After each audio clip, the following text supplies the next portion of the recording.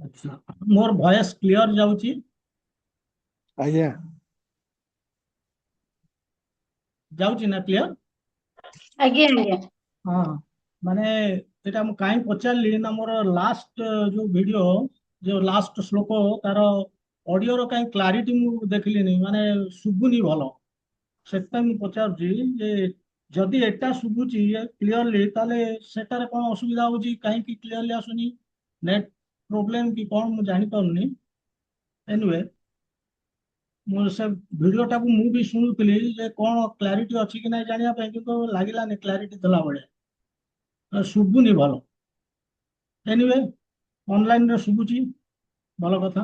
ତେବେ ଆମେ ଶ୍ରୀମଦ୍ ଭଗବତ ଗୀତା ଦିବ୍ୟ ଜ୍ଞାନ ଯୋଗ ଚତୁର୍ଥ ଅଧ୍ୟାୟ ଆମେ 20 ନମ୍ବର ଶ୍ଲୋକ ପର୍ଯ୍ୟନ୍ତ କମ୍ପ୍ଲିଟ କରିଛେ। ଆଜି 21 ନମ୍ବର ଶ୍ଲୋକରୁ ଆମେ ନବା। ତେବେ ଆମେ जो सेक्शन विभाग रे बर्तमान अच्छे दिव्य ज्ञान जोगरे एठी आमे 16 रु 18 ए जो तीनोटी श्लोक भगवान अर्जुन को कर्म उपरे विभिन्न धारणा देले कर्म तत्व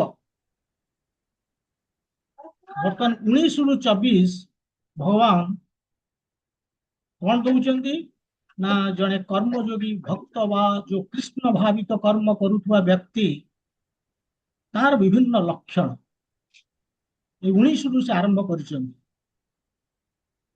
तार विभिन्न लक्षण उपरे कहउचंती माने से कर्म करूची किंतु कर्म भितरे तार अकर्म रहुची से अनासक्त कर्मी जदिओ सब काम करूची किंतु से बंधन रे पड़ुनी। यही भली 19 रु 24 पर्यंत भगवान कहउचंती। आमे जो पूर्व श्लोकटी आलोचना करितले से भी बहुत सुंदर श्लोक थिला। सेठी भगवान कहले त्यक्त्वा कर्म फलासंगम संक्षिप्त रे 2 मिनिट्स त्यक्त्वा कर्म फलासंगम कर्म फल को त्याग करूची से ये होची प्रथम एठी ये गोटे लक्षण तार भक्तर कर्मयोगी बा कृष्ण भावित कर्म करुवा व्यक्ति त्यक्त्वा कर्म फलासंगम माने कर्म फल को त्याग करूची जेमती उदाहरण देख बैंक रे जेमती कैशियर सब प्रकार से माने सकाळु संध्या पर्यंत पैसा रिसीव करूची एवं पैसा बांटुची किंतु बढ़ीगला कमीगला से तार कौन जायस नहीं कर्म फल रे तार कौन नहीं कर्म फल हेडेक बैंक रो अधिकारी जे ओनर तेणु से भली ये कृष्ण काम करुची तेणु यार चिंता नहीं कर्मफल कौन हम न हम कृष्णकर चिंता से कर्मफल को से त्याग करुची भल आसु कृष्णकर इच्छा थिला खराब आसु तांकर इच्छा थिला कर्मफल त्यक्त्वा नेक्स्ट लक्षण थिला कौन नित्य तृप्त बहुत इंपोर्टेंट श्लोकटा थिला। नित्य तृप्त माने भौतिक दृष्टिकोण रू देखिले से तृप्त रहुची केमिति मुंडे कोन नहीं नेला यानी के नेला एडु तिलाबो गुरुजी रविशंकर राणा किए म्यूट करिया पई कोंतो एनीवे देखिवा तांको से कोन पय ऑन हे जाउची तांकर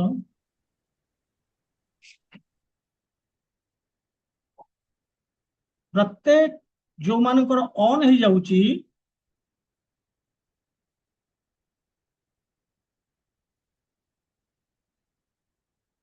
से माने टिके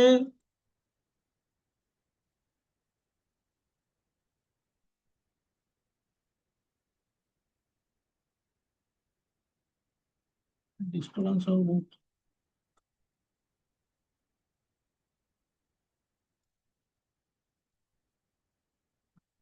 एनीवे एनश्योर करिवे जे सेठी जेमती कथाबार्ता जदि भी ऑडियोटा म्यूट हे अनम्यूट हे जाउची एनश्योर करंतु सब बेले नजर करंतु ऑडियो को जे केमती कथाबार्ता सेठी न हुए। तो ये भली माने नित्य तृप्त कर्मफल को त्याग करूची किंतु तृप्ति अछि ମାନେ ତୃପ୍ତିଟା ହଉଛି ଯେମିତି ଭୌତିକ ଦୃଷ୍ଟିକୋଣରୁ ଆମେ ସବୁ ଜିନିଷ କରୁଛେ କେବଳ ତୃପ୍ତି ହେବା ପାଇଁ, ସେମିତି ଏଠି ମଧ୍ୟ ତୃପ୍ତି ରହୁଛି, ଭକ୍ତିରେ ତୃପ୍ତି ରହୁଛି। ଯେମିତି ମାନେ ପାଣି ଦଉଛେ ଆମେ ଗଛର ମୂଳରେ, ଗଛର ଶାଖା ପ୍ରଶାଖା ପତ୍ର ପୁଷ୍ପ ପାଣି ପାଇ ଯାଉଛନ୍ତି। ଯେମିତି ପେଟକୁ ଆମେ ଖାଦ୍ୟ ଦଉଛେ, ହାତ ଗୋଡ ଆଙ୍ଗୁଠି ଏମାନଙ୍କୁ ଦବା ଆବଶ୍ୟକତା ରହୁନି, ସେମିତି ଆମେ ତ ଭଗବାନଙ୍କର ଅଂଶ ନା, ଅଙ୍ଗ ପ୍ରତ୍ୟଙ୍ଗ।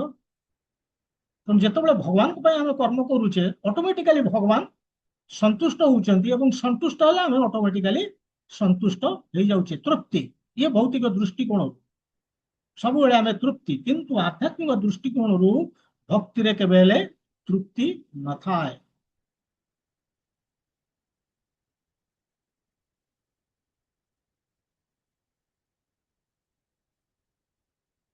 କାହିଁକି?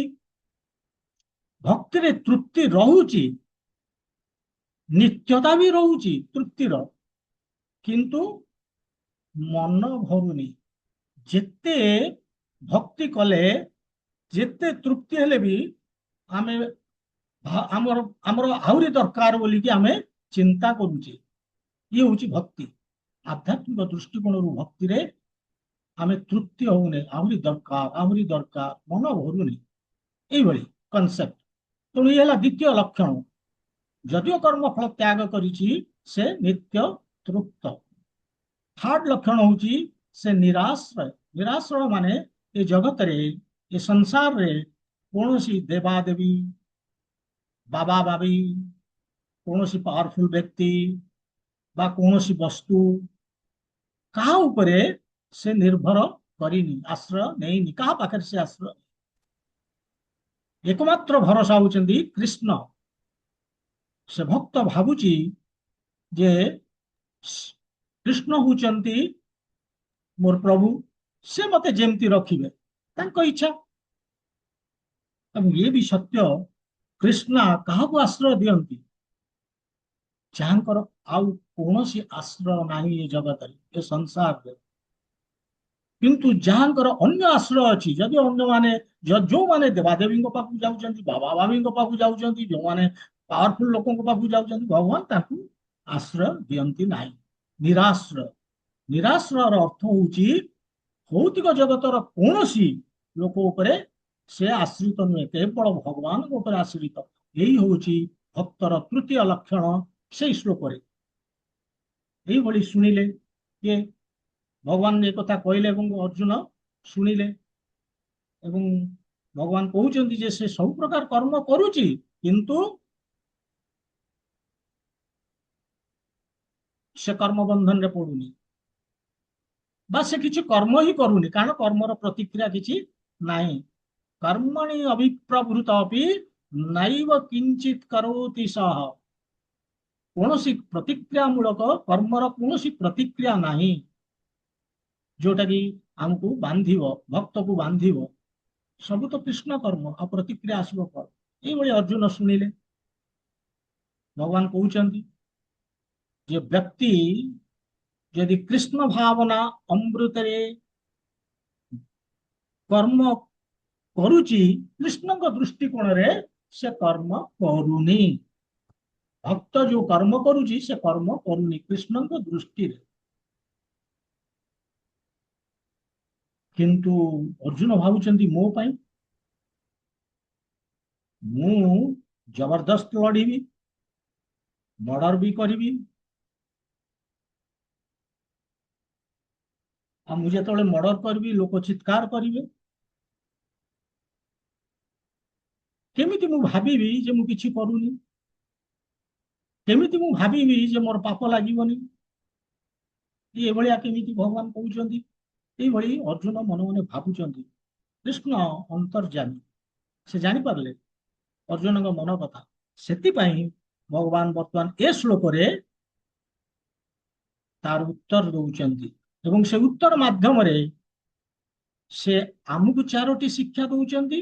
जो चारोटी शिक्षा होची, जड़े भक्त, जड़े कर्मयोगी, जड़े अनासक्त कर्मी, जड़े कृष्ण भावित कर्म करुवा व्यक्ति रो लक्षण।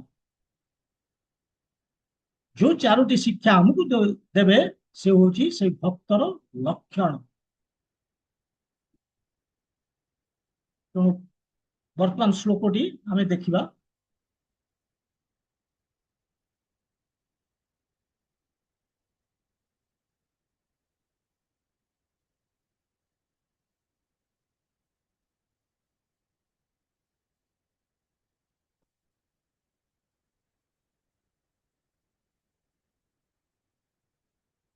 इस श्लोक रे भगवान कहउचंदी निराशीजत चित्तात्मा त्यक्त सर्व परिग्रह शारीरं केवलं कर्म कुर्वन्नाप्नोति किल्बिषम्। आवतर सुनो। निराशीजत चित्तात्मा त्यक्त सर्व परिग्रह शारीरं केवलं कर्म कुर्वन्न आप्नोति किल्बिषम्। कहउचंदी निराशी हो संसार रे से कोउठु किछि आशा करूनी के भक्त यत चित आत्मा जे निजर चित को संयम करिछि त्यक्त्वा सर्व परिग्रह ता पाखरे जहा किछि अछि सबु त्याग करूछि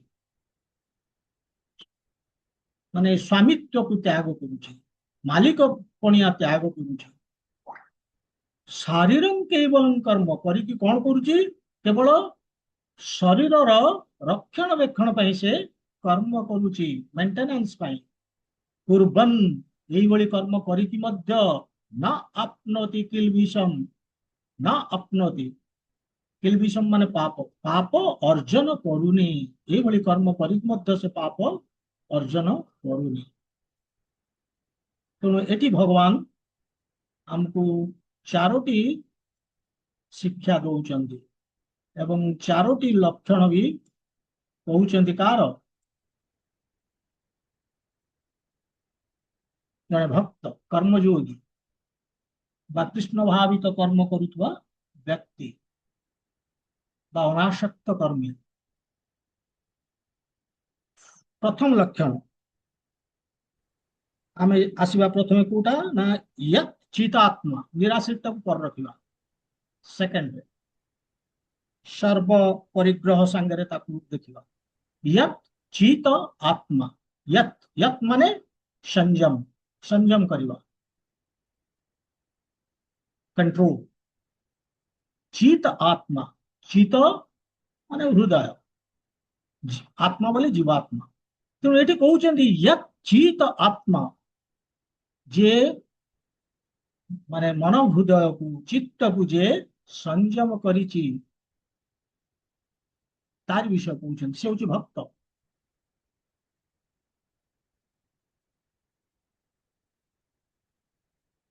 चित्त को शुद्ध करिछि अर्थ कौन माने चित्त को कंट्रोल करिछि अर्थ होछि चित्त को शुद्ध करिछि एवं स्थिर भी करिछि।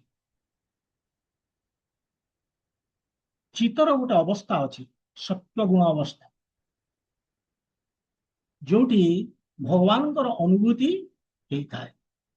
आमर अंतकरण रे चारोटी जिनस अछि मन बुद्धि अहंकार चित्त ये चित्त रे भगवत अनुभूति होता है। भक्त चित्त को संयम करिछि अर्थ चित्त शुद्ध एवं स्थिर करिछि। चित्त को आमे जदि बेले बेले पानी संगे तुलना करा जाए केमिति ना पानी इरे कोनोसी जदि द्रव्य पड़िछि ताकू देखिबा को हेले पानी स्थिर होइतबा दरकार। पानी जदि चहलुथिबो आमे देखि परिबा पानी जदि गोलिया होइतिबो ताल भी देखि परिबानी स्वच्छ हवा दरकार शुद्ध हवा दरकार। सेमती चित्त जदि शुद्ध स्थिर होइतिबो ताले भगवत अनुभूति हब। भगवान मध्य चित्त को यही भगवत गीता रे तुलना करचंदी दीप सांगे जलुथिबा दीप लाइट दे पारिबो केतेबेले जदि स्थिर होइकि जलुथिबो सेमती आमर चित्त जदि स्थिर हम सेठी आमर प्रकृत ज्ञान रही भगवत अनुभूति हो पार सेथिपाई चित्त कृष्ण भावित हवा दरकार एवं स्थिर हवा आवश्यक शुद्ध अर्थ कामना बा भौतिक इच्छा द्वारा मन विचलित नुहे कामना नहीं शुद्ध एवं स्थिर विचलित नुहे कामना थिले विचलित हब एवं एई भली स्थिर चित्तरे भगवत अनुभूति करि परिबा भक्त करूछि जेहेतु तार चित्त शुद्ध स्थिर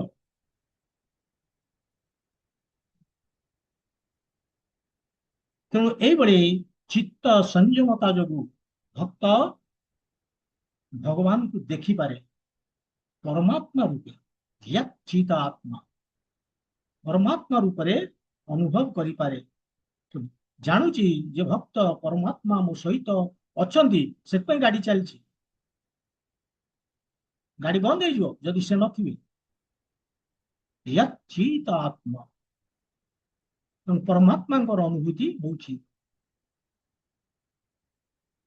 किंतु भगवत गीतार मध्य भगवान कहिसेंती मत चित्त ये यत् चित्त एठी कहउचंती पुनि से कहिसेंती मत चित्त भगवत गीतारे मत चित्त मत गता प्राण बोधयंत कथयंत परस्परम एमती गोटे अच्छी से जो आम 10म अध्याय को जीवा सेठी अच्छी मत चित्त ये यत् चित्त और मत चित्त भितर फरक कौन दुईटा जगह चित्त शुद्ध एवं स्थिर दुईटा जगह यच्चित मच्चित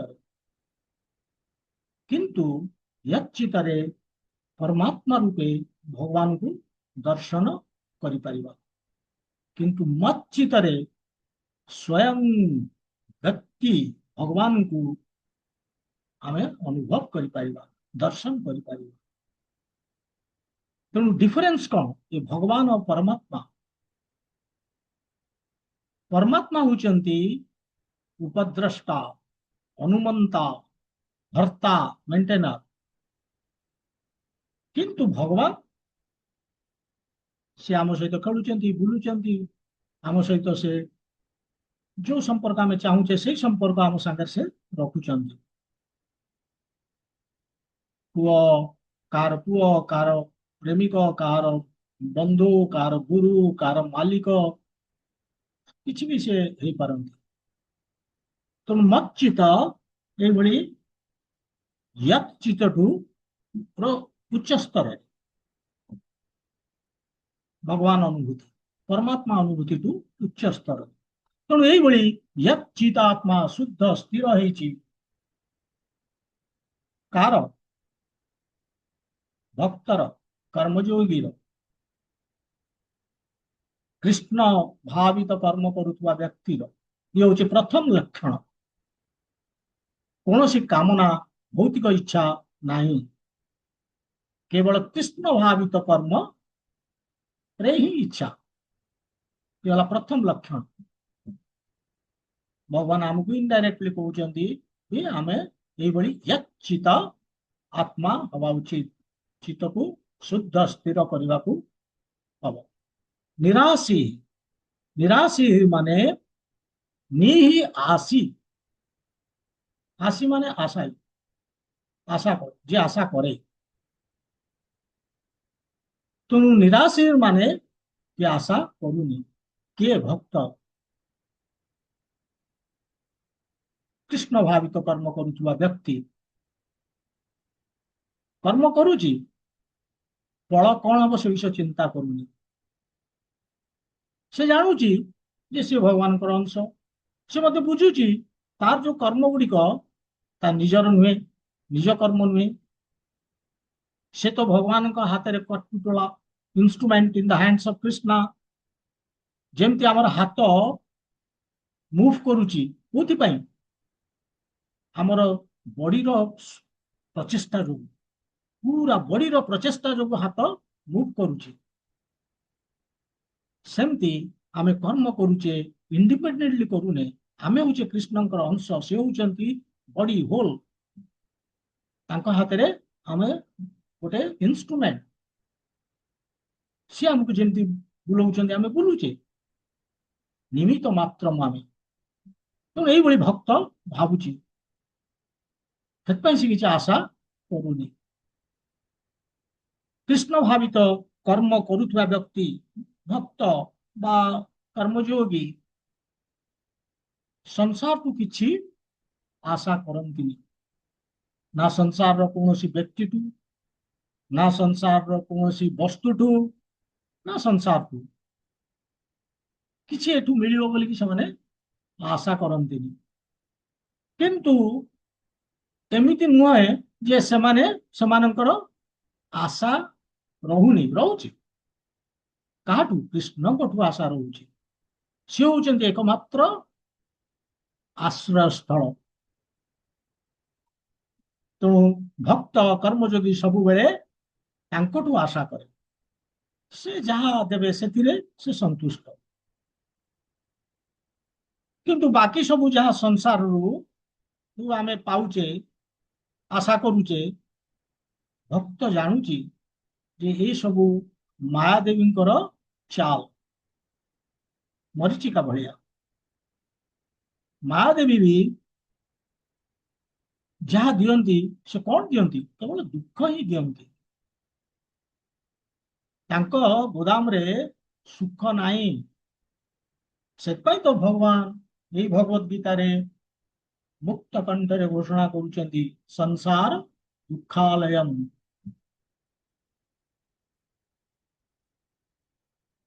सुखर आशा केवल भगवान कृष्ण आउ कोट सुख आसी परिबना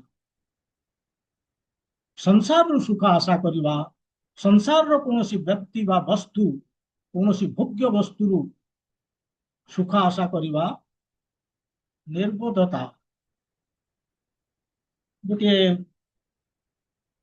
यार गोटे अच्छी स्टोरी अच्छी पिंगल बेश्या बोली कि जड़े गोटे स्टोरी अच्छी श्रीमद भागवतम रो माने 11 स्कंदरे सेठी माने ये जो दत्तात्रेय बा अवधूत ब्राह्मण से जदू राजा को कहउचंती कार एई पिंगला बेश्यार अनुभूति कौन नहीं पिंगला बेश्या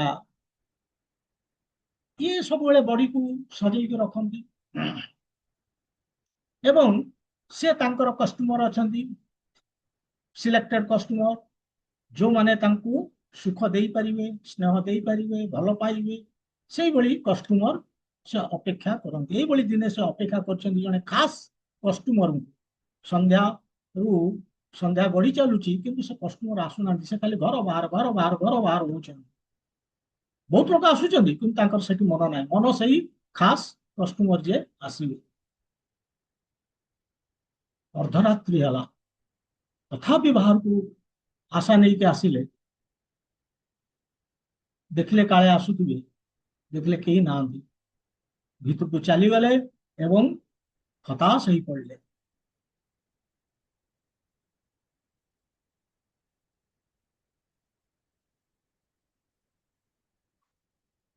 तापरे तांकर अनुभूति आसुची से कहउचंती आशा ही परमम दुःखम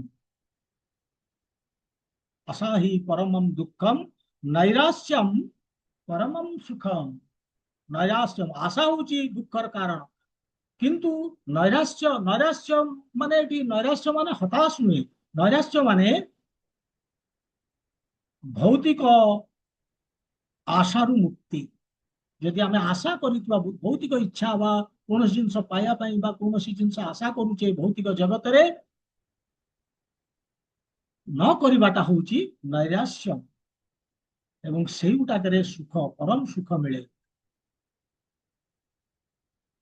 ये होची पिंगला बेश्यार अनुभूति संसार रो कोनोसी व्यक्ति बा वस्तु किछि आशा करिवा दुखर कारण आशा करिवा छाड़िवा पड़ो କେବଳ କୃଷ୍ଣଙ୍କଠୁ ଆମେ ଆଶା କରୁ। ଭଗବାନ ଯଦି ସୁଖ ଦିଅନ୍ତି ଭଲ, ନ ଦିଅନ୍ତି ବି ଭଲ, ଯାଏସ୍ ନା। କାହିଁକି ନା ସେ ହଉଛନ୍ତି ହିତାକାଂକ୍ଷୀ, ସୁହୃଦାମ୍ ସର୍ବଭୂତାନାଂ। ତେଣୁ ଏଇ କଥା ଯିଏ ଜାଣୁଛି, କିଏ ଜାଣୁଛି? ଭକ୍ତ, କର୍ମଯୋଗୀ, କର୍ମ ଭାବିତ କରୁ, କୃଷ୍ଣ ଭାବିତ କର୍ମ କରୁଥିବା ବ୍ୟକ୍ତି ସେ ଜାଣୁଛି ଯେ ଭଗବାନଙ୍କ ଛଡା ସଂସାରରେ କାହାଠୁ କିଛି ଆଶା କରାଯାଇ ନପାରେ, ଲାଭ ନାହିଁ। ସେଥିପାଇଁ କୁହାଯାଇଛି ନିରାଶୀ। ନିରାଶୀ ମାନେ ସଂସାରରୁ କିଛି ସେ ଆଶା କରୁନି, କୌଣସି ବ୍ୟକ୍ତି ବା ବସ୍ତୁକୁ ସେ ଆଶା କରୁନି, ସେ ହଉଛି ନିରାଶୀ। କୃଷ୍ଣଙ୍କୁ ଆଶା କରୁଛି, ସେ ହଉଛି ଭକ୍ତ। ଇଏ ହଉଛି ଭକ୍ତ ବା କୃଷ୍ଣ ଭାବିତ କର୍ମ କରୁଥିବାର ବ୍ୟକ୍ତିର ଦ୍ୱିତୀୟ ଲକ୍ଷଣ। ଭଗବାନ ଆମକୁ ମଧ୍ୟ କହୁଛନ୍ତି, ଶିକ୍ଷା ଦଉଛନ୍ତି ନିରାଶୀ ହବା ପାଇଁ।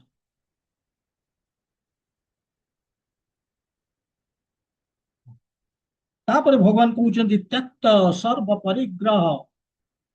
ତ୍ୟକ୍ତ ମାନେ ତ୍ୟାଗ କରିବା, ସର୍ବ ମାନେ ସବୁ କିଛି, ପରିଗ୍ରହ ମାନେ ନିଜର ପାଖରେ ଯାହା ଅଛି ପୋଜିସନ, ଯାହା ଆମେ ଠୁଳ କରିଛେ, ଏକାଠି କରିଛେ, ସଂଗ୍ରହ କରିଛେ, ତାକୁ ତ୍ୟାଗ କରିବା। ଆମ ପାଖରେ ଯାହା ଅଛି ତାର ସ୍ୱାମିତ୍ୱକୁ ତ୍ୟାଗ କରିବା। ତ୍ୟକ୍ତ ସର୍ବ ପରିଗ୍ରହ। ତ୍ୟାଗ କରିଛି କିଏ? ଭକ୍ତ, କର୍ମଯୋଗୀ। ଭକ୍ତ ମାନେ ଗୋଟେ ବିକ୍ରି ହେଇଥିବା ଜୀବ, କାହାକୁ? ଭଗବାନଙ୍କୁ। ତାର କୌଣସି ସ୍ୱାମିତ୍ୱ ନାହିଁ, କୋଉଥିରେ ମାଲିକ ପଣିଆ ନାହିଁ। ଇଭେନ୍ ତା ଶରୀର ଉପରେ ତାର ଅଧିକାର ନାହିଁ।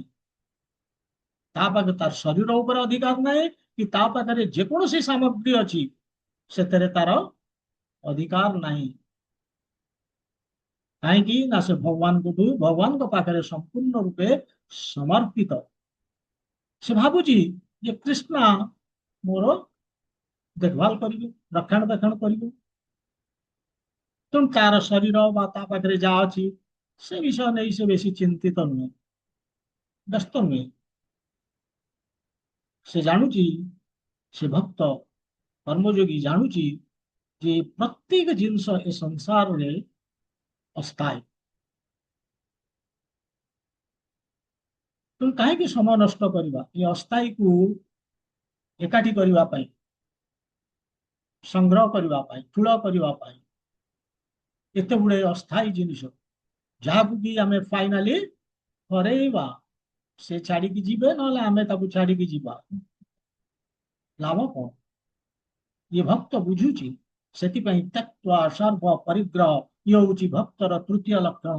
ଏବଂ ଭଗବାନ ଆମକୁ କହୁଛନ୍ତି, ଏଇ ଶିକ୍ଷା ଦଉଛନ୍ତି ଯେ ତମର ମାଲିକତ୍ୱ, ସ୍ୱାମିତ୍ୱ, ଯୋଉ ପ୍ରତ୍ୟେକ ଜିନିଷରେ ମୁଁ ମୋର ଅଧିକାର, ଏଇ ସବୁ ପରିତ୍ୟାଗ କରିବାକୁ ହବ। କରିକି କଣ କରିବ? ଶରୀରମ୍ କେବଳମ୍ କର୍ମ। କେବଳ ଶରୀରର ମେଣ୍ଟେନାନ୍ସ ପାଇଁ, ଶରୀରର ରକ୍ଷଣାବେକ୍ଷଣ ପାଇଁ କର୍ମ କରିବାକୁ ହବ। କର୍ମ ତ କରିବାକୁ ହବ, ଆଳସ୍ୟ ଆମେ ହେଇପାରିବାନି। ଭଗବାନ କହିଛନ୍ତି କର୍ମ କରିବାକୁ ହବ, କର୍ମ ତ୍ୟାଗ କରିପାରିବାନି। ଏବଂ ଭକ୍ତ କରୁଛି ରକ୍ଷଣାବେକ୍ଷଣ ପାଇଁ, କେବଳ ଶରୀରର ମେଣ୍ଟେନ କରିବା ପାଇଁ, ଯାହା ଆବଶ୍ୟକ ମେଣ୍ଟେନ କରିବା ପାଇଁ ସିଏ ଆମ ଅଧିକାର ଭିତରେ ଆସୁଛି। ମାନେ ପ୍ରଫେଟ ମହମ୍ମଦ ଯେତେବେଳେ ରେଗିସ୍ତାନରେ ଥିଲେ, ତାଙ୍କର ଶିଷ୍ୟମାନେ ତାଙ୍କ ପାଖରେ ଥାଆନ୍ତି, କିନ୍ତୁ ରେଗିସ୍ତାନରେ କିଛି ଖାଇବାକୁ ମିଳିଲାନି। ବାଧ୍ୟ ହୋଇକି ପ୍ରଫେଟ ମହମ୍ମଦ ତାଙ୍କର ଶିଷ୍ୟମାନଙ୍କୁ କହିଥିଲେ ପଶୁ ମାରିକି ଖାଅ, କାରଣ ପଶୁ ଛଡା ଆଉ କିଛି ମିଳିବନି ସେଠି। ଆଉ ଯଦି ପଶୁ ନ ମାରିବେ ବଞ୍ଚିବେ କେମିତି? ଶରୀର ବଞ୍ଚିବା ପାଇଁ ଆଉ କୌଣସି ଉପାୟ ସେତେବେଳେ ନଥିଲା। ତେଣୁ ଏଇ ଶ୍ଲୋକର ବିଷୟ ଭଗବାନ କହୁଛନ୍ତି ଯେ ଶରୀରର ରକ୍ଷଣାବେକ୍ଷଣ ପାଇଁ ଯୋଉ କର୍ମ କରାଯାଏ ସେଥିରେ ପାପ ଲାଗେ ନା। ଭଗବାନ କହୁଛନ୍ତି ଅର୍ଜୁନଙ୍କୁ ତମେ ଯୁଦ୍ଧ କର, କାହିଁକି? ଫର ମେଣ୍ଟେନାନ୍ସ ଅଫ ୟୋର ବଡି, ଶରୀରର ରକ୍ଷଣାବେକ୍ଷଣ ପାଇଁ, ଭରଣ ପୋଷଣ ପାଇଁ ତମେ ଯୁଦ୍ଧ କର। କାହିଁକି ନା ତମେ କ୍ଷତ୍ରିୟ, ଶାସନ କରିବା ତମର ପେଶା, କିନ୍ତୁ ଶାସନ କରିବା ପାଇଁ ତମ ପାଖରେ ରାଜ୍ୟ ନାହିଁ। ରାଜ୍ୟ ହଡପ କରି ନେଇଛି ଦୁର୍ଯ୍ୟୋଧନ। ଇଭେନ 5ଟି ରାଜ୍ୟ ଦବାକୁ ମଧ୍ୟ ସେ ମନା କରିଦେଲା। କରିବ କଣ ତମେ? ତମ ଶରୀରର ଭରଣ ପୋଷଣ କରିବ କେମିତି? How can you maintain your body without administration? ଶାସନ ତମର ହଉଛି ପେଶା, ତମେ କ୍ଷତ୍ରିୟ। ତେଣୁ ତମକୁ ଯୁଦ୍ଧ କରିବାକୁ ପଡିବ, ଯୁଦ୍ଧ କରିକି ମାରିବାକୁ ପଡିବ, ନହେଲେ ବଦମାସ ଦୁର୍ଯ୍ୟୋଧନ କିଛି ଦବ ନାହିଁ। ଆଉ ଏଇଭଳି କଲେ ତମେ ଯୁଦ୍ଧ କରିକି ମାରିଲେ ତାଙ୍କୁ ମଧ୍ୟ ତମକୁ ପାପ ଲାଗିବ ନାହିଁ। କାହିଁକି? ଶରୀରର ମେଣ୍ଟେନାନ୍ସ ପାଇଁ ତମକୁ ଏ କର୍ମ କରିବାକୁ ପଡୁଛି। ଆଉ ଗୋଟେ ବି ମିନିଂ ଅଛି ତାର, ଯୋଉ ଶରୀରମ କେବଳମ କର୍ମ। ଭକ୍ତ କେବଳ ଶରୀରରେ କର୍ମ କରୁଛି, ତାର ଲକ୍ଷଣ ହଉଛି ସେ ଶରୀରରେ କର୍ମ କରୁଛି, ମନ ବୁଦ୍ଧି ଅହଙ୍କାରରେ କର୍ମ କରୁନି। ଆଉ ଯିଏ ମନ ବୁଦ୍ଧି ଅହଙ୍କାରରେ କର୍ମ କରୁନି ତାକୁ ପାପ ଲାଗିବନି। ଇଏ ଆମର ଭଗବତ ଗୀତାରେ ଭଗବାନ ନିଜେ 18 ଅଧ୍ୟାୟରେ 16 କି 17 ନମ୍ବର ଶ୍ଲୋକ, ସେଠି ସେ ଏଇ ଜିନିଷ କହୁଛନ୍ତି, ଯସ୍ୟ ନ ଅହଂକୃତ ଭାବୋ ବୁଦ୍ଧିର୍ଯସ୍ୟ ନ ଲିପ୍ୟତେ ହତ୍ୱାପି ସହ ଇମାନ୍ ଲୋକାନ୍ न हन्ति न निबध्यते। ଯସ୍ୟ ନ ଅହଂକୃତ ଭାବ, ଯାହାର ଅହଙ୍କାର ଭାବ ନାହିଁ ଯେ ମୁଁ କରୁଛି, ଅର୍ଜୁନ ଯଦି ଭାବିବେ ମୁଁ ମାରୁଛି, ମୁଁ ଯୁଦ୍ଧ କରୁଛି, ତାହେଲେ ଅହଙ୍କାର ଭାବ ହେଲା। ତେଣୁ ଯସ୍ୟ ନ ଅହଂକୃତ ଭାବ, ଯାହାଙ୍କର ଯେ କର୍ମ କରୁଛି କିନ୍ତୁ ଅହଙ୍କାର ଭାବ ନାହିଁ, ବୁଦ୍ଧିର୍ ଯସ୍ୟ ନ ଲିପ୍ୟତେ, ଯେ କାମନା ଶକ୍ତ ନୁହେଁ, ବିଷୟାସକ୍ତ ନୁହେଁ, ହତ୍ୱାପି ସହ ଇମାନ୍ ଲୋକାନ୍, ଏ ଲୋକମାନଙ୍କୁ ମାରିକି ମଧ୍ୟ ନହନ୍ତି, ସେ ମାରୁନି, ନ ନିବଧ୍ୟତେ, ସେ ବନ୍ଧନରେ ପଡୁନି, କର୍ମ ବନ୍ଧନରେ ବା ପାପ ପ୍ରତିକ୍ରିୟାରେ ଶିକାର ହଉନି।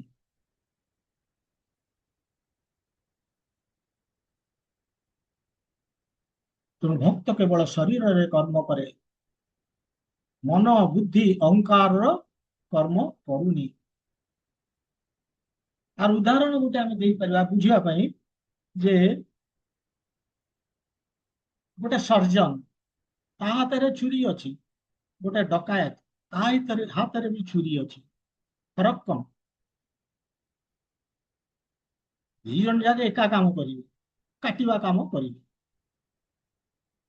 କିନ୍ତୁ ଜଣେ କାଟିବ କାହାର, ଯାହାକୁ କାଟୁଛି ତାର କଲ୍ୟାଣ ପାଇଁ, ତାର ହିତ ପାଇଁ, ଆଉ ଜଣେ କାଟୁଛି ତାକୁ ମାରିବା ପାଇଁ, ମର୍ଡର କରୁଛି। ତେଣୁ ମନର ଭାବନା ଅନୁସାରେ କର୍ମର ପରିଣାମ, ପ୍ରତିକ୍ରିୟା ସେମିତି ଆସିବ।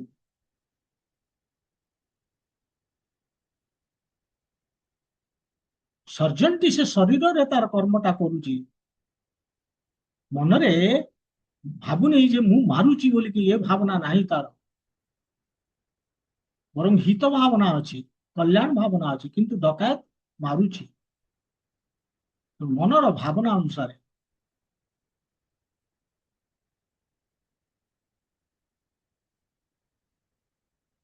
କୃଷ୍ଣ ସେଥିପାଇଁ ଅର୍ଜୁନଙ୍କୁ କହୁଛନ୍ତି, ତମେ ତ କେବଳ ଶରୀରରେ ତାଙ୍କୁ ମାରୁଛ, କିନ୍ତୁ ମନରେ ତ ତାଙ୍କର ହିତ କାମନା କରୁଛ। ତମେ ତ ଯୁଦ୍ଧ ଆରମ୍ଭରୁ ତମେ ତାଙ୍କୁ ମାରିବାକୁ ଚାହୁଁନ, ତମେ ହିତାକାଂକ୍ଷୀ ତାଙ୍କର। ତା ଛଡା ତମେ ଯଦି ବା ତାଙ୍କୁ ମାରିବ, ବର୍ତ୍ତମାନ ଯଦି ବି ହିତାକାଂକ୍ଷୀ ନୁହେଁ ତମେ ମାରିବ, ତମେ ତାଙ୍କର କଲ୍ୟାଣ ପାଇଁ ମାରୁଛ। ତମେ ହିତାକାଂକ୍ଷୀ ତମେ କାହିଁକି କଲ୍ୟାଣ ପାଇଁ ମାରୁଛ? ସେମାନେ ବୁଢା ହେଇଗଲେଣି, ତାଙ୍କୁ ମାରିଦେଲେ ସେ ସେମାନେ ପାପୀ, ମାରିଦେଲେ ଗୋଟେ ନୂଆ ଶରୀର ପାଇବେ, ଗୋଟେ ବେଟର ଶରୀର ପାଇବେ। ତମେ ଏଇଭଳି ଚିନ୍ତା କରି ତାଙ୍କୁ ମାର, ମନରେ ହିତ ହିତ ଚିନ୍ତା କରୁଛ ତାଙ୍କ ପାଇଁ।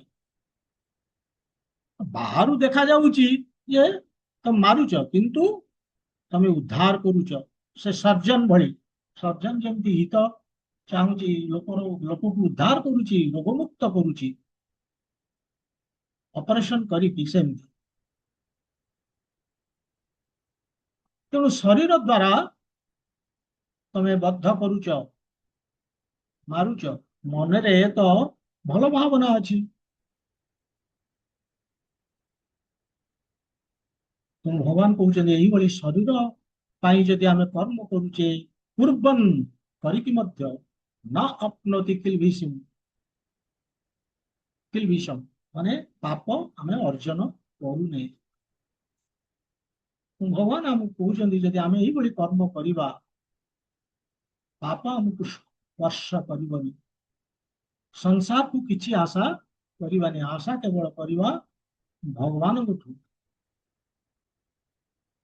ପ୍ରପାତ ଯେତେବେଳେ ଆମେରିକା ଗଲେ, ବଡ ଅସହାୟ ନିରାଶ୍ରୟ, ଯୋଉ ଏଠି ଯୋଉ ଆମର ପୂର୍ବ ଶ୍ଲୋକରେ ନିରାଶ୍ରୟ ବୋଲେ, ସେଇଭଳି ସେ ନିରାଶ୍ରୟ ଥିଲେ। କାହିଁକି ନା ଭୌତିକ ଜଗତରେ କୌଣସି ବ୍ୟକ୍ତି ବସ୍ତୁ ଉପରେ ସେ ନିର୍ଭର କରୁନଥିଲେ, କିନ୍ତୁ ପ୍ରଭୁଙ୍କ ଉପରେ ତାଙ୍କର ଭରସା ଥିଲା। ସେଥିପାଇଁ ପ୍ରଭୁଙ୍କୁ କହିଲେ ସେଠି ଆମେରିକାରେ ଠିଆ ହେଇକି କହୁଛନ୍ତି ଯେ ପ୍ରଭୁ ଆପଣ ଯଦି ଚାହିଁବେ ଏ ବୃଦ୍ଧ ଶରୀରରେ ମତେ ଏତେ ଶକ୍ତି ଦେବେ, ଏତେ ପବିତ୍ରତା ଦେବେ, ଯଦ୍ୱାରା ଏମାନଙ୍କୁ ମୁଁ ବୁଝେଇ ପାରିବି ଆଉ ଏମାନେ ଆପଣଙ୍କର ଭକ୍ତ ହେଇପାରିବେ। ଯଦି ବା ଏମାନଙ୍କର ରଜ ଆଉ ତମ ଗୁଣ ଖରି ହେଇକି ଅଛି, ଆପଣ ଚାହିଁଲେ ସବୁକିଛି ସମ୍ଭବ।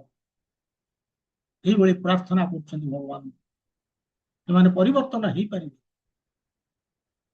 ଭଗବାନଙ୍କ ଉପରେ 100% ତାଙ୍କର ଭରସା ଥିଲା ଏବଂ କେବଳ କୃଷ୍ଣଙ୍କୁ ଧରିକି ସେ ଆଗକୁ ବଢିଲେ। ତାଙ୍କର ଆଉ କେହି ଆଶ୍ରୟ ନଥିଲେ, କେବଳ କୃଷ୍ଣ ହିଁ ଏକମାତ୍ର ଆଶ୍ରୟ। ଏବଂ ସେତେବେଳେ ତାଙ୍କ ପାଖକୁ ଅନେକ ଆସୁଥିଲେ, କିନ୍ତୁ ପଳେଇ ଯାଉଥିଲେ। ସେଥିପାଇଁ ଜଣେ ତାଙ୍କୁ ପ୍ରଶ୍ନ କରିଥିଲେ ଯେ ଇଏ କଣ ଚାଲିଛି ସ୍ୱାମୀଜୀ, ଏ ବହୁତ ଲୋକ ଆସୁଛନ୍ତି, ପଳେଇ ଯାଉଛନ୍ତି, ଛାଡିକି ଚାଲି ଯାଉଛନ୍ତି, ଇଏ ତ ବଡ ଆଶ୍ଚର୍ଯ୍ୟର କଥା। ପ୍ରପାତ କହିଲେ ଏଥିରେ କିଛି ଆଶ୍ଚର୍ଯ୍ୟ ହବାର ନାହିଁ।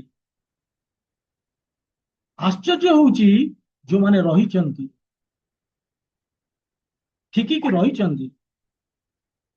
ପ୍ରପାତ କହୁଛନ୍ତି ସଂସାରର ପ୍ରଭାବ ଏଇଥିରେ, ଏ ଚାଲିକି ଛାଡିକି ଚାଲିଯିବାରେ। କିନ୍ତୁ ଯୋଉମାନେ ବାଳ କାଟିକି, କପଡା ଚେଞ୍ଜ କରିକି,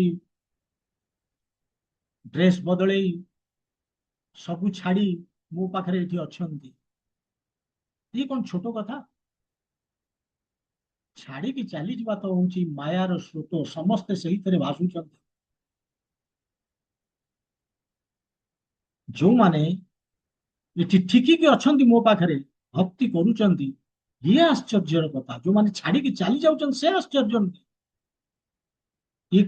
ଯୋଉମାନେ ଠିକିକି ଅଛନ୍ତି ସେ କାହିଁକି ଆଶ୍ଚର୍ଯ୍ୟ? ଇଏ ହଉଛି ଭଗବାନଙ୍କର କୃପା। ତେଣୁ ଭକ୍ତିରେ ଆସିକି ଠିକି ଯିବା ବଡ କଥା। ଯଦି ଭଗବାନଙ୍କର କୃପା ନଥିବ, ଏତେ ସହଜ ନୁହେଁ ଆମେ ଭକ୍ତିରେ ଠିକି ପାରିବାନି। ସେଥିପାଇଁ ପ୍ରଭୁପାଦ କହିଲେ ପଳେଇବାଟା ବଡ କଥା ନୁହେଁ। ତେଣୁ ଅର୍ଜୁନଙ୍କୁ କହୁଛନ୍ତି, ଦେଖ ଅର୍ଜୁନ, ଯୁଦ୍ଧ ପାଇଁ ଯୁଦ୍ଧ କର, କାରଣ ତମେ କ୍ଷତ୍ରିୟ ଏବଂ ଉଭୟଙ୍କ ପାଇଁ ଭଲ, ତମ ପାଇଁ ଭଲ ଏବଂ ଦୁର୍ଯ୍ୟୋଧନ ଆଣ୍ଡ କମ୍ପାନୀ ସେମାନଙ୍କ ପାଇଁ ଭଲ। ଏବଂ ତମେ ମୋ ନିର୍ଦ୍ଦେଶରେ ଏ ଯୁଦ୍ଧ କରୁଛ, ତେଣୁ ପାପ ସ୍ପର୍ଶ କରିବନି। ଯଦି ଏ ବିଜ୍ଞାନକୁ ତମେ ବୁଝିପାରୁନ, ସେଥିପାଇଁ ଭଗବାନ କହୁଛନ୍ତି ଶାରୀରଂ କେବଳଂ କର୍ମ। ଯଦି ଏ ବିଜ୍ଞାନ ବୁଝିପାରିଲନି ତାହେଲେ କଣ କରିବ ନା ଭାବ ଯେ ମୁଁ ଶରୀର ଦ୍ଵାରା କରୁଛି, ମନ ବୁଦ୍ଧି ଅହଙ୍କାର ଦ୍ଵାରା ନୁହେଁ, ତେଣୁ ପାପ ଲାଗିବନି। ଶରୀରର ମେଣ୍ଟେନାନ୍ସ ପାଇଁ କରୁଛି, ତେଣୁ ପାପ ଲାଗିବନି। ବାସ୍ତବିକ ଆମେ ଯୋଉ ଭୌତିକ ପରିସ୍ଥିତିରେ ଅଛେ, ବଡ ଜଟିଳ ପରିସ୍ଥିତିରେ ଅଛେ, ଆମେ ଏଇ ଯୋଉ ଟେଲିଭିଜନ ଭଗବାନ କହୁଛନ୍ତି ଏ ପାପ ଆମେ ଅଜଣାତାରେ ହଉ ବା ଜାଣିକି ହଉ, ଆମେ ଜୀବ ମାରିକି ଖାଉଛେ ଜାଣିକି, କିନ୍ତୁ ଅଜଣାତାରେ ବି ଆମେ ବହୁତ ପାପ କରୁଛେ। ପ୍ରତ୍ୟେକ ଦିନ ଚାଲି ଯାଉଛେ, କେତେ ଜନ୍ଦା ପିମ୍ପୁଡି ମାରି ଦଉଛେ, ଆମେ ପାଦରେ ଦଳି ଦଉଛେ, ରାନ୍ଧୁଛେ, ବଏଲିଂ କରୁଛେ, ଷ୍ଟୋଭ ଜଳଉଛେ, ଘର ଝାଡୁ କରୁଛେ, କେତେ ଆମେ ପୋକ ଜୋକ ଛୋଟ ଜୀବାଣୁ ମାରି ଦଉଛେ। ପାପ ଆମେ କରୁଛେ, ଜାଣିକି ନହେଲେ ବି ଅଜଣାତାରେ କରୁଛେ। ଆଉ ଆମେ ବି ଯଦି କହିବା ଆମେ ଭେଜିଟେରିଆନ, ଶାକାହାରୀ, ତେଣୁ ଆମେ ପାପ କରୁନେ, ଆମର ଖାଲି ଶରୀରର ମେଣ୍ଟେନାନ୍ସ ପାଇଁ ଆମେ ଖାଉଛେ, କହିଲେ ବି ଆମେ ପାପ କରୁଛେ। କାହିଁକି? ମାନେ ଇଏ ହଉଛି ମାନେ ଲ ଅଫ ନେଚର, ଜୀବ ଜୀବସ୍ୟ ଜୀବନଂ। ଗୋଟେ ଜୀବ ଆଉ ଗୋଟେ ଜୀବର ଆହାର, ଇଏ ହଉଛି ମାନେ ଲ ଅଫ ନେଚର। ଆମେ ଯୋଉ ମାନେ ଭେଜିଟେବୁଲ୍ସ ଖାଉଛେ, ସେଥିରେ ବି ଜୀବନ ଅଛି। ତେଣୁ ଏଇ ଦୁନିଆରେ ଆମେ ଅଜଣାତାରେ ମଧ୍ୟ, ଜାଣିକି ନହେଲେ ମଧ୍ୟ ଅଜଣାତାରେ ମଧ୍ୟ ଆମେ ବହୁତ ପାପ କରୁଛେ। ତାର ଗୋଟିଏ ବାଟ ହଉଛି, ଯଦି ଆମେ କୃଷ୍ଣ ଭାବିତ କର୍ମ କରିବା, ତାହେଲେ କେବେ ହେଲେ ଆମେ ପାପର ଭାଗିଦାର ହବାନି ବା ପାପରେ ଆକ୍ରାନ୍ତ ହବାନି। କୃଷ୍ଣ କନସିୟସ୍ ପର୍ସନ୍ସ ଆର୍ ନେଭର ଏଣ୍ଟାଙ୍ଗଲ୍ଡ ବାଇ ସିନ୍ସ। ତ ଏଇଭଳି ଭଗବାନ କହୁଛନ୍ତି ଯେ ନିଜର ଜୀବନକୁ ସମର୍ପିତ କରିଛି ଭଗବାନ କୃଷ୍ଣଙ୍କ ପାଇଁ, ନିରାଶୀର ଯତ୍ ଚିତାତ୍ମା, ଯାହାର ଚିତ୍ତକୁ ଯିଏ ଶୁଦ୍ଧ ସ୍ଥିର କରିଛି ଏବଂ ଅନ୍ୟ କୌଣସି ଆଶା ନାହିଁ, କେବଳ ଭଗବାନ କୃଷ୍ଣଙ୍କୁ ସନ୍ତୁଷ୍ଟ କରିବା ଏକମାତ୍ର ଆଶା।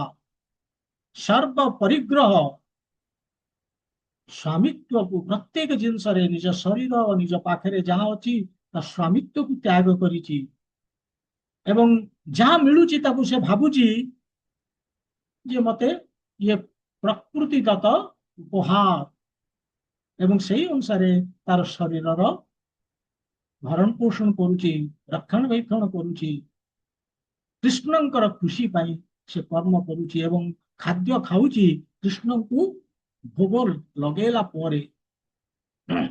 ତେଣୁ ଏଭଳି ଲୋକ ସବୁ ପ୍ରକାରର ପାପର ପ୍ରତିକ୍ରିୟାରୁ ମୁକ୍ତ, କର୍ମ ବନ୍ଧନ ନାହିଁ।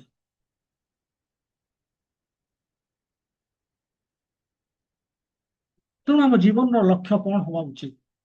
ଏ ଶ୍ଲୋକ ଅନୁସାରେ ଆମେ, ପ୍ରତ୍ୟେକ ଶ୍ଲୋକ ଆମକୁ ଶିକ୍ଷା ଦଉଛି, ଏଇଭଳି ଦେଇ ଚାଲିଥିବ। ଜୀବନର ଲକ୍ଷ୍ୟ ହଉଛି ଯେ ଆମକୁ ଯେନ ତେନ ପ୍ରକାରରେ ଭଗବାନଙ୍କ ଉପରେ ନିର୍ଭର କରିବାକୁ ପଡିବ ସମ୍ପୂର୍ଣ୍ଣ ରୂପେ। କୌଣସି ଦେବାଦେବୀ ବାବା ବାବି ପାୱାରଫୁଲ ବ୍ୟକ୍ତି ନା ତାଙ୍କ ଉପରେ ନୁହେଁ, କି କୌଣସି ଭୋଗ୍ୟ ବସ୍ତୁ ଉପରେ, ଏଇ ମତେ ସୁଖ ଦେବ ନାହିଁ, କେବଳ କୃଷ୍ଣ ସୁଖ ଦେବେ। ତେଣୁ ସମ୍ପୂର୍ଣ୍ଣ ରୂପେ ଆମର ଆଶ୍ରୟ ଭଗବାନ କୃଷ୍ଣ। ଏ ଶ୍ଲୋକ ଏହା ହିଁ କହୁଛି। ତାହେଲେ କଣ ହବ? ଆମ ଜୀବନ ବହୁତ ସରଳ, ସହଜ ଏବଂ ଆନନ୍ଦମୟ ହବ।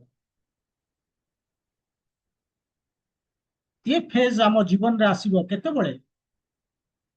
ଯେତେବେଳେ आमर साधना प्रत्येक दिन आमर साधना स्ट्रंग हम हमको निश्चित करने को हम जे आम प्रत्येक दिन जप करुचे किछिटा फिक्स्ड राउंड आस्ते आस्ते बढ़ाइबा 16 राउंड रे पहुंचवा पे कि प्रत्येक दिन किछि ना किछि आम फिक्स्ड राउंड जप करुचे निर्धारित माला 1 हो 2 हो 3 हो 4 हो 5 हो एवं आस्ते आस्ते 15 दिन मासरे आस्ते आस्ते एमती करी करी के आमे 6 मास वर्ष भीतर जेमती पहुंची जिवा 16 माला रे ये हमर टार्गेट हवा कथा जदि आमे जप करूचे एवं अटेंटिवली सुनुचे प्रत्येक शब्द महामंत्र प्रत्येक शब्द को कौन हम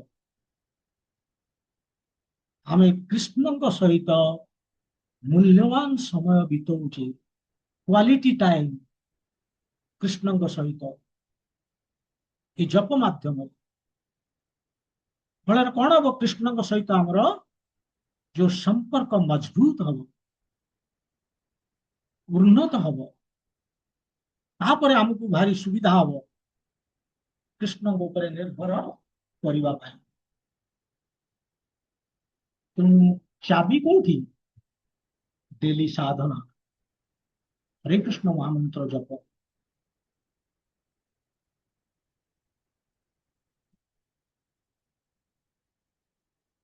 तो ये भगवान ये श्लोक ये शिक्षा हमको देले ये चारोटी लक्षण विषय कहले चारोटी लक्षण हूँ यच्चित आत्मा चित्त को शुद्ध करिछि कार भक्त शुद्ध एवं स्थिर करिछि कौन सी कामना नहीं से चित्तरे कौन सी भौतिक इच्छा नहीं निराशी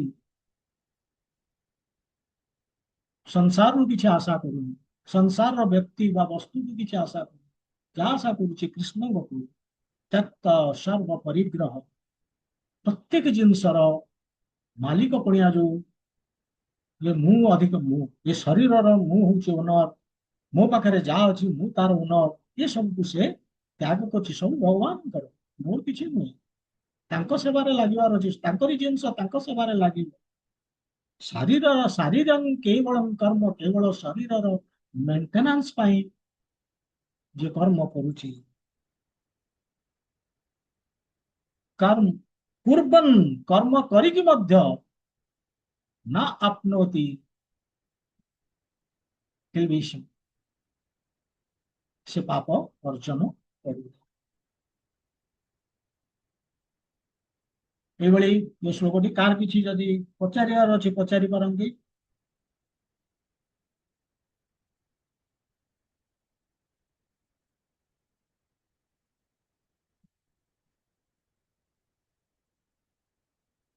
भास्कर प्रभु विजय माता गुणलता मधुसूदन